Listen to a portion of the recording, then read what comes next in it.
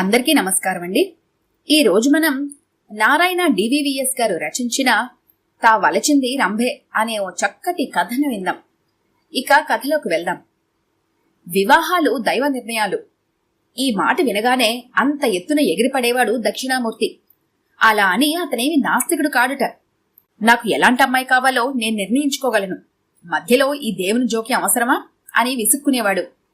చదువులో ఉన్నంతకాలం అందమైన అమ్మాయిలను ఓరగా చూసేవాడు.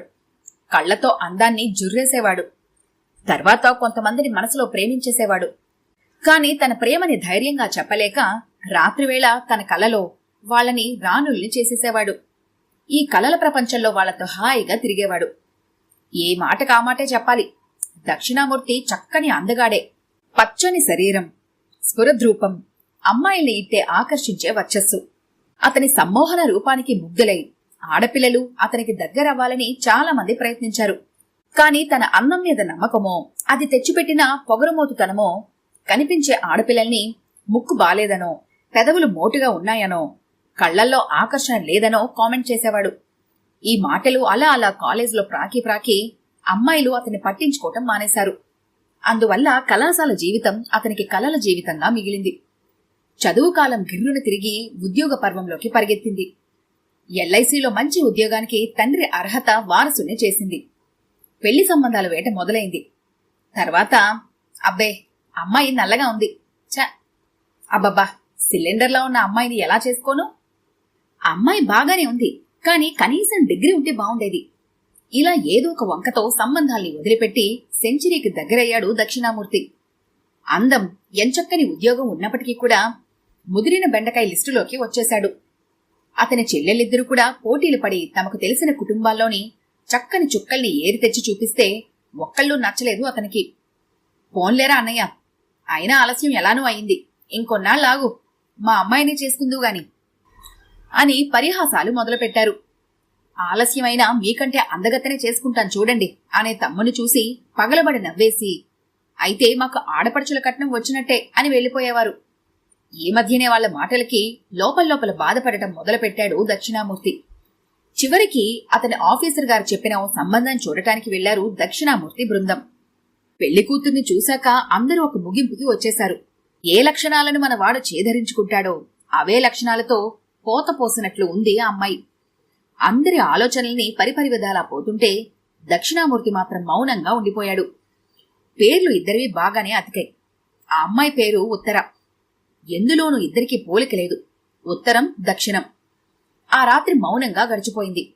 దక్షిణామూర్తి సమాధానం అందరికీ ముందే తెలుసుగా. అయితే మర్నాడు ఆ ఇంట్లో అందరూ నెత్తిమీద పిడుగుపడినంత అదిరిపడ్డారు. దక్షిణామూర్తి చెప్పిన మాట విని స్థానువులయ్యారంతా. వెర్రి చూపులు చూస్తున్నారు. ఉత్తరని నేను చేసుకుంటాను. అది కలో నిజమో వైష్ణవ మాయో ఎవరికీ అర్థం కాలేదు. ఎలా ఒప్పుకున్నాడే ఈ పెళ్లికి? ఆ ఇంట్లో అందరి ప్రశ్న ఇదే. జవాబును మాత్రం ఊహించుకుంటున్నారు ఎవరికి తోచినట్లు వాళ్ళు. దక్షిణామూర్తిని ఆ ప్రశ్న ఎవరూ అడగక కాదు. దానికి అతను చెప్తున్న సమాధానం మౌనం. అందం కొరుక్కుని తినంగదరా అని ఇన్నాళ్ళు నేను చెప్పిన మాట ఇప్పటికి వాడి చెవికెక్కినట్టుంది అంది అతని తల్లి. తన ఆఫీసర్ తెచ్చిన సంబంధం కదా, ఏదోలా ఒప్పించుంటాడు అన్నాడు తండ్రి. మనం మధ్యతరగతి సంబంధాలు తెచ్చాం, ఈ సంబంధం కోటీశ్వరుడు కూతురు కదా అన్నారు బావలు. అందరూ అవునన్నట్టు తలాడించారు. వాడు తాళి కట్టేది డబ్బుకి, ఇన్నాళ్ళు వాడి మనసు మనకు అర్థం కాలేదు అన్నారు చెల్లెళ్ళు. ముగింపుగా అందరూ ఒకటే అనుకున్నారు, పాపం ఉత్తర అని. దక్షిణామూర్తి పెళ్లి జరిగిపోయింది. పెళ్లికి వచ్చిన ప్రతి ఒక్కరి నోట ఒకటే చర్చ. కుర్రాడు చాలా బావున్నాడు, ఈ అమ్మాయి ఎలా నచ్చిందో, డబ్బు పాపిస్తుందంటారు, అందుకే. నక్కతోకు తొక్కాడు, కోటీశ్వరుడయ్యాడు. తా వలచింది రంభే, ప్రేమించింది డబ్బునైనప్పుడు పిల్ల రంభే కాదు, Urvashi Tilottama. Marriages are made in heaven కదా. తమ సంబంధాన్ని ఇదివరకు కాదన్న వాళ్ళందరూ బాగా అయింది, ఇతన్ని తన డబ్బుతో ఒక ఆట ఆడిస్తుంది అమ్మాయి అనుకున్నారు. ముగింపుగా అందరూ అనుకున్నది ఒకటే, పాపం దక్షిణామూర్తి. ఉత్తర కాపురానికొచ్చింది. మమ్మల్ని కాకి ముక్కుకి దొండపండు అని వెటకారం చేశాడుగా మీ అన్న, ఇప్పుడెలా జరిగిందో చూసావుగా అన్నాడు ఇంటల్లుడు. మీరు అందంగా లేనని ఒప్పుకున్నారుగా, నవ్వింది మరదలు. అందమైన అమ్మాయి భార్య కావాలని కోరుకోవటం తప్పేం కాదోయ్. మరి నేను అలా కోరుకోవటం తప్ప? పెళ్ళైన 4-5 ఏళ్లకి నేను అందంగా లేనని బాధపడటం ఎందుకులే. మీరు అందంగా లేకపోయినా మీది మంచి మనసండి. ఉమ్మడి కుటుంబంలో ఇంత బాగా కలిసే అల్లుళ్ళు ఈ రోజుల్లో ఉన్నారా? నువ్వు మీ తోడల్లుడు తప్ప మీరే నా బంగారం అంది. ఆ మాటల్ని విని దక్షిణామూర్తి నవ్వుకొని అనుకున్నాడు, నా భార్య విషయంలో కూడా అలా ఎందుకు అనుకోరు అని. ఉత్తర కాపురానికొచ్చి నెలయింది. అమ్మాయి చాలా బాగా కలిసిపోయిందండి అంది ఆమె అత్తగారు తన భర్తతో. అవునే, డబ్బున్న వాళ్లకుండే అవలక్షణాలు ఏవీ లేవు. చాలా వినయవంతురాలు అన్నాడు ఆయన. పెళ్లిలో భారీగా పెట్టారు. ఇప్పటికీ పెట్టే గుణమే అంది ఆడపడుచు. అవును, పైనుండి వచ్చిన ఆ అమ్మాయే నయం మన పిసినారి కంటే. కిటికీ పక్కనుంచి ఆ మాటల్ని వింటున్న ఉత్తర నవ్వుకొని అనుకుంది, ఇంట్లోని మనిషి మనసుని వీళ్ళెందుకు అర్థం చేసుకోరు అని. మీరు డబ్బు కోసం నన్ను చేసుకున్నారని మీ వాళ్లంతా అనుకుంటున్నారు అంది ఉత్తర ఆ రాత్రి దక్షిణామూర్తితో. అందరూ అదే అనుకుంటున్నారుగా, నువ్వేమనుకుంటున్నావు? మన ఇద్దరి పేర్లు ఎదురెదురు కావచ్చు, అభిప్రాయాలు మాత్రం కావుగా. థ్యాంక్స్ ఉత్తరా. నన్ను అందంగా లేకపోయినా పెళ్లి చేసుకోవటానికి కారణం మీ నోటి వినాలనుంది అంది ఉత్తర అతని గుండెలపై తలవాలుస్తూ. వయసులో పుట్టేది ప్రేమ కాదు, ఆకర్షణ. అది తాత్కాలికం. ప్రేమ శాశ్వతం. ఆకర్షణల వలన జరిగే ప్రేమ వివాహాలు ఒకరి బలహీనతలు మరొకరికి తెలిసాక పలచబడి ఆప్యాయతలు లోపిస్తున్నాయి. ఉదాహరణకి నా వెనక చాలా మంది అమ్మాయిలు పడ్డారు. వాళ్లల్లో ఎవరిని చేసుకున్నా నా బలహీనతలు తెలిసాక నన్ను తక్కువ చేయడానికి ప్రయత్నం చేస్తారు. ఎందుకంటే వాళ్లలో ఆల్రెడీ ఇన్ఫీరియారిటీ కాంప్లెక్స్ బలపడి ఉంటుంది కదా. సో ఇక సంసారంలో ఆనందం కంటే డామినేషన్ ఎక్కువ కనిపిస్తుంది. తమ తమ మనుగడల ఆరాటంలో పోరాటమే ఆయుధమవుతూ ఆప్యాయత అనురాగాలు తగ్గిపోతాయి. ఇక దెప్పి పొడుపులు, మనసులు చివుక్కు మనడాలు వగైరాలు మామూలైపోతాయి. అది తెలుసు కనుకనే నా వ్యక్తిత్వాన్ని నిలబెట్టుకోవటం కోసం అందరికీ వంకలు పెట్టాను కాలేజీ లైఫ్లో. ఎందుకంటే కాలేజ్కి వెళ్లేది చదువు కోసం, లైఫ్ పార్ట్నర్ వెతుకులాట కోసం కాదు. నిజమే, కానీ మీరు వాళ్ళని ముక్కు బాలేదు, పెదాలు బాలేదు అంటూ శారీరక లోపాలనెత్తి అవమానించడం ఎందుకు? సున్నితంగా కాదనవచ్చుగా. నేను మొదట్లో అలానే ప్రయత్నిస్తే నేను చెప్పే వాస్తవాలతో ఏకీభవించకపోగా ప్రేమ అంటే తెలియని పిచ్చివాడిగా చూశారు. బాధ్యతారాహిత్యాన్ని లైఫ్ ఎంజాయ్మెంట్ గా భావించే ఈ తరాల్లో నాలాంటి వాళ్లకి ఇలాంటి పేరు రావడమే బెటర్. అందుకే ఎవరినైనా కన్విన్స్ చేయాలనే ఆలోచన మానుకున్నాను. అవునండి, బాయ్ ఫ్రెండ్స్ అమ్మాయిలకి అవసరం అనుకునే రోజులొచ్చేశాయి. రోజుల్ని విమర్శించడం, మన బలహీనతల్ని దాచిపెట్టుకోవటం ఎందుకులే. నన్ను డ్రీమ్ బాయ్ అని కాలేజీలో పిలిచేవారు. నాతో స్నేహం చెయ్యాలని ప్రయత్నించేవారు. నేను వయసులో ఉండేవాణ్ణి. అందానికి నేను దాసుణ్ణే, కాని బాధ్యత తెలిసిన వాణ్ణి కూడా. అందుకే మాటలతోనే వాళ్ళని దూరంగా ఉంచాను. నా చదువుని, నా భవిష్యత్తుని రక్షించుకున్నాను. మరి అన్ని సంబంధాల్ని ఎందుకు చూశారు? ఎందుకు తిరస్కరించారు? పూర్వం రాజకుమారులందర్నీ పిలిపించి అందులో ఒకరిని మాత్రమే వరించడం వాళ్ళని అవమానించడం కాదా? అప్పటి సిస్టమ్ అది.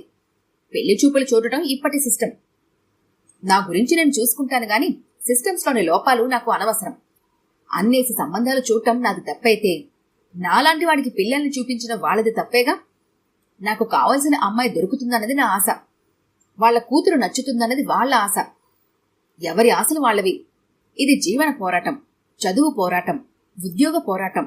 ఇలా ఎన్నో పోరాటాలున్న జీవితంలో లైఫ్ పార్ట్నర్ ఎన్నిక కూడా నేను పోరాటంగా భావించాను. మరి మీ పోరాటంలో విజయం సాధించారా? అతని కళ్ళల్లోకి చూస్తూ అడిగింది ఉత్తర. 100%. ఎలా? ఆ 5 నిమిషాలలో నా గురించి మీకేం తెలిసిందట? కొంటెగా నవ్వింది ఆమె. తెలిసింది కనుకనే పెళ్లాడానుగా. అతను నవ్వాడు. ఎలా? ఎలాగంటే కోటీశ్వరుడు కూతురివి. మా వాళ్ళందరికీ నెగటివ్ ఫీలింగ్స్ ఉన్నాయి నీ పైన. వినయంగా నువ్వు కూర్చున్న తీరు, నడుస్తూ వచ్చిన పద్ధతి, మాట్లాడిన విధానం, కాఫీ అందించిన తీరు, నీ అలంకరణ అన్నీ గమనించాను. ఆహా, ఇంకా? ఆమె ఆసక్తిగా అడిగింది. నువ్వు బ్యూటీ పార్లర్కి పోవని అర్థమైంది. నిరాడంబరంగా ఉంటావు. ఆర్భాటం ప్రదర్శించే తీరు కాదు నీది.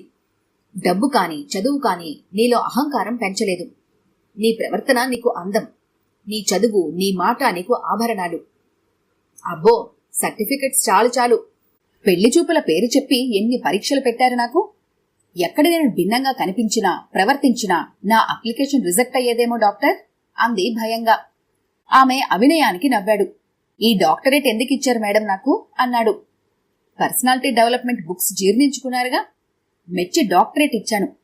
చదివిన వాళ్ళకంటే రాసిన వాళ్ళకంటే దానిని ఉపయోగించుకున్న వాళ్లే గ్రేట్. థ్యాంక్స్ మేడం అంటూ ఆమెను మరింత హత్తుకున్నాడు. ఏజంటా పెళ్లికి ముందు ఉన్న అందంతో శాశ్వతంగా జీవించలేరు. మరి సంసారాలు నిలబడడానికి మనిషికి మనసిచ్చాడు దేవుడు. మనసుకి ప్రేమ తెలుసు. ఒకరి బలహీనతల్ని మరొకరు అంగీకరించడమే ప్రేమ. అవి లేకనే ప్రేమలు పెళ్లిళ్లు ఫెయిల్ అవుతున్నాయి. మానసిక దౌర్బల్యం లేనివారికి మనసు అందం కనిపిస్తుంది. మనసు అందంగా ఉన్నప్పుడు శరీరం అందాలు ఇంకా ద్విగుణీకృతం అవుతాయి. మీరు ఓ పట్టాన అర్థం కారు. కాదు, నేను అర్థమయ్యేలా ప్రవర్తించును కదా. ఎందుకంటే ఎవరూ కూడా ఏ మనిషిని బహుముఖంగా పరిశీలించరు. ఏదో ఒక కోణంలోనే ఆలోచిస్తారు. ఇంతకీ నేను మీకు అందంగా కనిపిస్తున్నానా? ఇంత విని అదేం ప్రశ్న? నీ తృప్తి కోసం చెప్పనా? ఎవరికైనా తా వలచింది రంభే. నాకైతే ఆ రంభ అందం తెలియదు, మనసు తెలీదు. ఈ రంభ మనసు తెలుసు, అందం తెలుసు. ఆమె మరింతగా అతనికి చేరువైంది. ఈ కథ గనుక మీకు నచ్చినట్లయితే లైక్ చేయండి, షేర్ చేయండి. మరిన్ని ఇంట్రెస్టింగ్ కథల కోసం మా ఛానల్ని తప్పకుండా సబ్స్క్రైబ్ చేసుకోండి.